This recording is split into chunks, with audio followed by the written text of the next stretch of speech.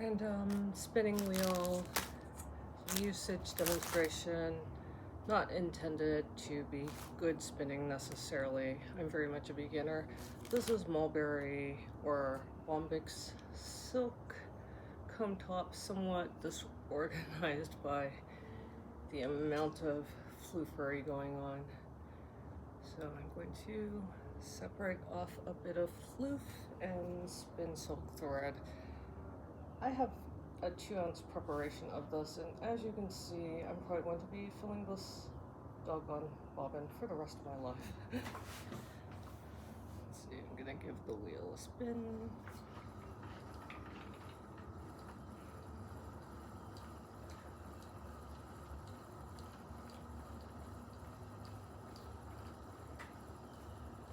Coming on to the end of this bit of spun silk. So my generalized understanding, silk has a longer staple length, which is the length of the floof. This is not a single fiber. This is probably a few kind of like lumped together by the preparation. But regardless, it's, yeah, I mean, this is kind of more like it. It's on the longer side, but it's silk. We know what silk allegedly feels like. It is slippery. My experience, again, very limited experiences, it prefers to be spun kind of lots of twistiness because it's slippery. So unlike wool, which I find aggressively difficult, it sort of wants to slide off. So you have to twist it a lot to kind of get the thread to like stay thread and not just instantly unravel. And I guess for physics reasons, it prefers to do that when it's thin, because when it's thick, it's harder to get the spinniness to actually do the thing. And if you hear unhinged yelling, that is my cat, who likes being out here with me until she hears the cat eating monsters. So this thing I'm doing of stretching out the fiber, actually let me I usually just twist it around here. Hey Cloud, are there too many cat eating monsters?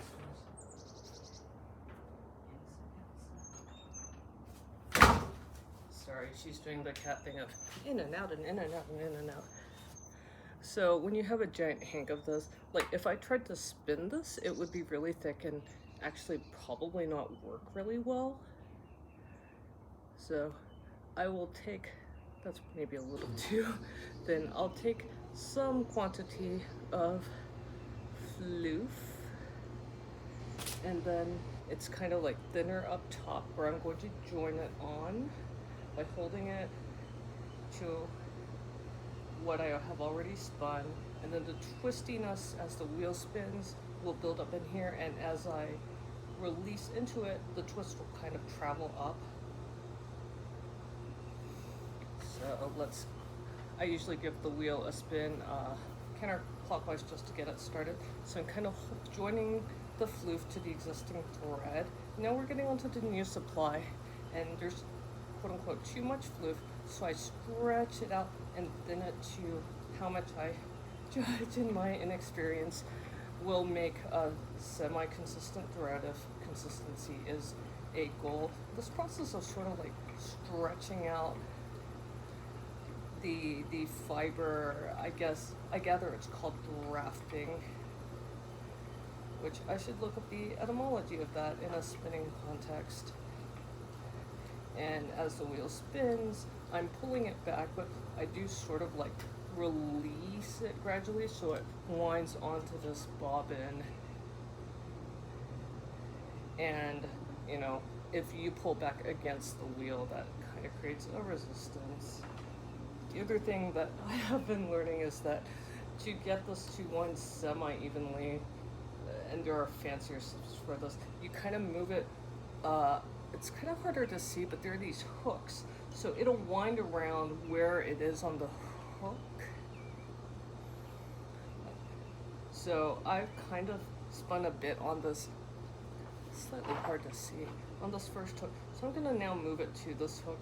We're gonna go down to that, until we reach the other end and then back again. You'll notice that this is kind of like caterpillar lumpy looking because the hooks are, they're only set at a certain distance apart.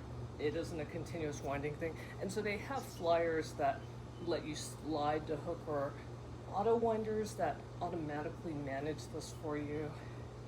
I have a sliding hook one, but the wheel's currently set up for this flyer and these size bobbins because the one with the sliding hook takes a different size bobbin. It's a lot. So I guess I will spin a little more so you can hypothetically see what is going on. And again, it is very floofy. I feel like this is the package of what exploded out of what's escaping floof. That was 2 ounces of silk fiber for spinning. I've spun this on modulo some wastage from the learning process and so on. And they do compact it for shipping. They'll compress it down, and it's like the suitcase thing at the airport where you open it up and everything explodes out of your suitcase. So it is kind of like that. But yeah, again, this started out as 2 ounces of combed silk top, which is sort of the specific way you prepare the fiber. In this case, it's kind of all lined up and combed and smoothed out instead of being all tingly. Not that my handling has really helped in that regard. And because I'm spinning very fine thread, this is a really disgusting toothbrush I was using to clean a manual typewriter, but you can kind of see it is basically thread, which means that 2 ounces of silk is going to go for miles, essentially. I'm kind of like, I may be here with this bunch of silk fiber for the rest of my natural life, trying to fill this bobbin at all. I think you can kind of see it is not very full, and I have been doing this for several hours. Not all today, but yeah, a little more silk spinning. I turn the wheel with my hand. I'm spinning clockwise, which I guess is standard, and then you ply in the opposite direction if you're plying, which I probably will. But I start the wheel with my hand just because that gets the momentum going in the direction I want it to go. And then one of the learning curve bits is getting the rhythm of your treadling, because of course it's a wheel, it is a circle, and so it doesn't respond linearly, right?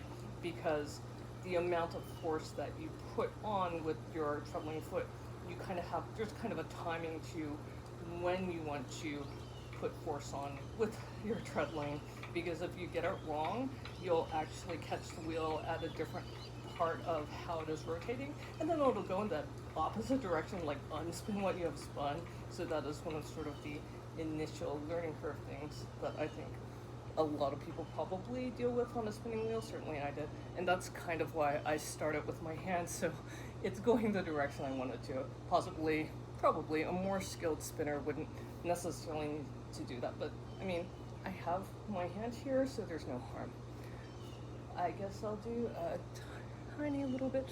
I can join on the fly. I'm not super great at it. And usually I'm lucky, I guess, because it's not, here's one bit of silk floof, so I'll spin that on, and then I'll have another bit of silk floof ready. And one of the challenges with silk is that it's so dang long.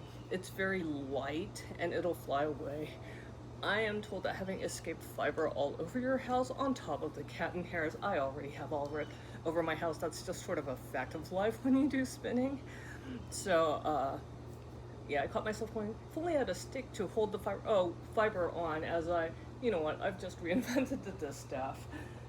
But, yeah, I'll usually have a couple of these extremely annoyingly long bits of fiber to spin on that are like, I've narrowed it down from the giant floof mass, and because they're so long, it's kind of hard to organize them without having like a lot of table space. This is sort of a, oh wow, that doesn't, yeah, I am next to a table, and now that I've made everyone extremely dizzy. So I'm not really spinning in a very efficient fashion. But if I wanted to efficiently produce silk thread, I would not be doing this by hand. I would be doing this industrially. The spinning wheel is sort of my emotional support spinning wheel at this point, which I joke about it, but there is sort of a soothingness to the physical motion, and the fact that, I don't know about you, probably some of y'all are much better at this kind of thing than I am. I cannot doom scroll the internet and pay attention to this at the same time, because in order to sort of keep the width of this thread consistent-ish, I have to make sure I'm drafting enough, because like if I have a big clump, it's going to make it uneven, and sometimes you want that, but with silk it turns out that it won't twist as well, and so there'll be a weak spot and it'll break off. Regardless, this has been today's spinning wheel hijinks.